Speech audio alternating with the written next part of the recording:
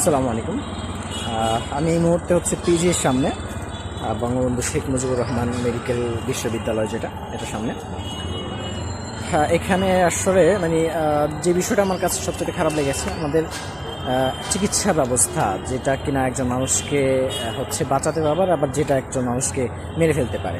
এই চিকিৎসা ব্যবস্থা বাংলাদেশে আসলে কতটা দুর্বল সেটা আমি ভাবতে অবাক লাগছে। যে আমি মাত্র একজন রোগীকে ব্লাড দিয়ে বের হয়েছি, রক্ত দিয়েছি। তো আমি রক্ত দেওয়ার আগে তার আত্মীয়স্বজনকে জিজ্ঞেস করছিলাম যে আসলে ওনার সমস্যা কি। উনি রংপুর থেকে এসেছেন, রংপুর থেকে ঢাকাতে এসেছেন। তো জিজ্ঞেস করছিলাম যে আসলে সমস্যা কী বা কীভাবে হলো। তো উনি বলছেন যে আসলে সমস্যা তেমন কিছুই ছিল না, আগে কিডনিতে সমস্যা ছিল, কিন্তু রক্ত দেওয়ার মতো সিচুয়েশন আসেনি।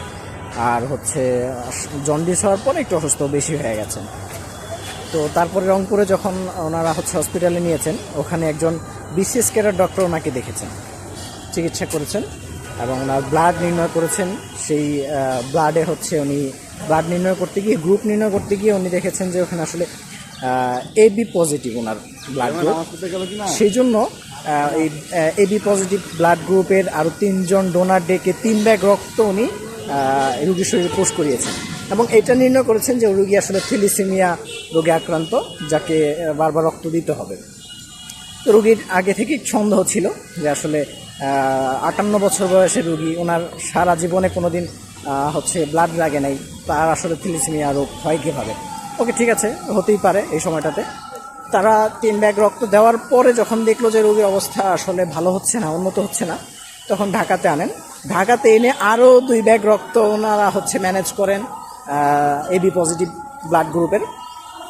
যখন সেটাকে ঢাকাতে ক্রস ম্যাচিং করানো হয়েছে, তখন দেখা গেল যে আসলে রোগীর শরীরে আছে এ পজিটিভ রক্ত, এবি পজিটিভ না। এই যে 3 ব্যাগ রক্ত যে আসলে তারা পুশ করলো শরীরে, রংপুর মেডিকেল থেকে তারা পুশ করলো, একজন বিসিএস ক্যাডার ডক্টর তার শরীরে পুশ করলেন, ব্লাড গ্রুপ চেক করলেন, ক্রস ম্যাচিং করলেন। এত কিছুর পরও কি আসলে ব্লাড গ্রুপটা ধরা পড়লো না যে আসলে ব্লাড গ্রুপটা ঠিক আছে কিনা? তো এখন রোগীটার অবস্থা খুবই ক্রিটিক্যাল। এমন অবস্থা হয়েছে যে হিমোগ্লোবিন কমে গিয়েছে, ব্লাড যেগুলো দেওয়া হয়েছিল সেগুলো ফেটে যাচ্ছে, ফেটে বেরিয়ে যাচ্ছে। তো এরকম একটা অবস্থা, খুবই খারাপ অবস্থা শরীরের।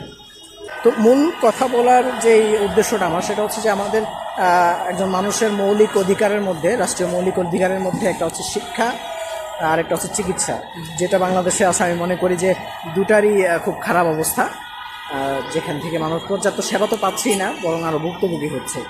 তার একটি প্রমাণ এটি। একজন বিসিএস ক্যাডার ডক্টর তাকে দেখেছেন। তো এই একজন বিসিএস ক্যাডার ডক্টর তো তিনি সাধারণভাবে হন নাই, বা যে কোনো জায়গা থেকে তিনি পরীক্ষা দিয়ে পাশ করে ডাক্তার হন নাই। তারপরও কেন আসলে এই ধরনের অবস্থাপনা হচ্ছে, এগুলো কে দেখবে, কার দেখা উচিত, এগুলো নিয়ে মনে হয় আলোচনা করতে হবে আমাদের। তো আমার কাছে সবচেয়ে খারাপ লেগেছে যে একজন বিসিএস ক্যাডার ডক্টর ওনার ব্লাড পরীক্ষা করলেন, ক্রস ম্যাচিং করলেন, সব রিপোর্ট দেখে ওনার শরীরে পোস্ট করলেন 3 ব্যাগ রক্ত 3 বারে, অথচ বুঝতেই পারলেন না যে ওনার রোগ কী, বা বুঝতেই পারলেন না যে ওনার ব্লাড গ্রুপ কী, অন্য ব্লাড গ্রুপের ব্লাড দিয়ে দিলেন। তো এই বিষয়গুলা অবশ্যই আমাদের,